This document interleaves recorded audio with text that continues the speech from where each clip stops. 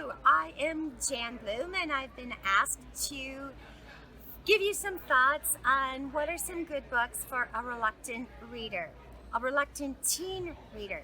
So when I was asked the question, my first response was, why is the reader reluctant? It could be that it's too hard to read. I think it's important if a child is not reading comfortably by 12 or 13, especially a boy, that it's time to be evaluated by a developmental optometrist. It's called vision therapy. I don't know about if there's one here in Des Moines. I would think there would be. And vision therapy can be really amazing.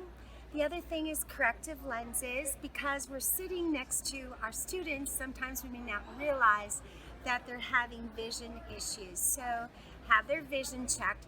Getting glasses, getting corrective lenses, that's different than vision therapy. Vision therapy is routing new passages between the eyes and the brain. All three of my kids did vision therapy years ago.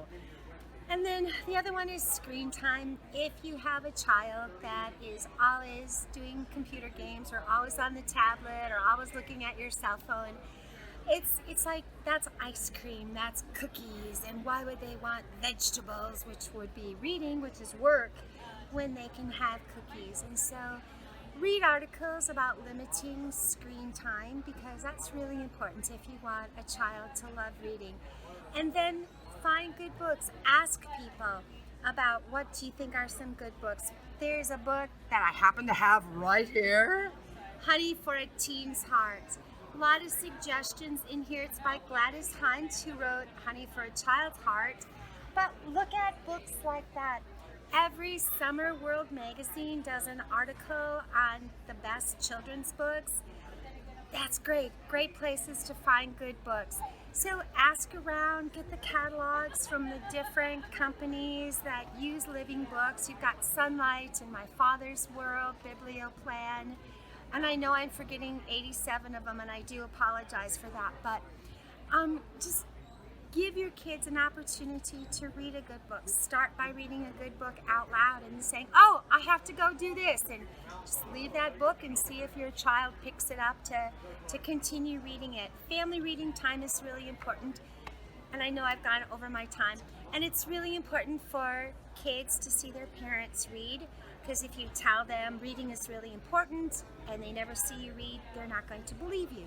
So parents need to develop a habit of good reading too. What else? Just find some great books, The Scarlet Pimpernel or Jane Austen. And Jane Austen, they didn't know, the people of her day did not know it was a woman writing it. So both men and women enjoyed the Jane Austen books. And watch a movie and read the book and talk about the differences. So there are ways to draw your teen into wanting to read.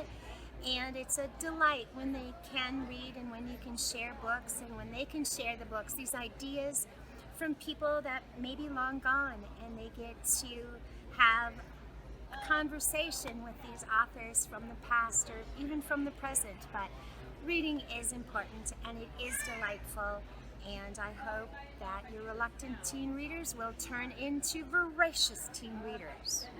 Thank you and goodbye.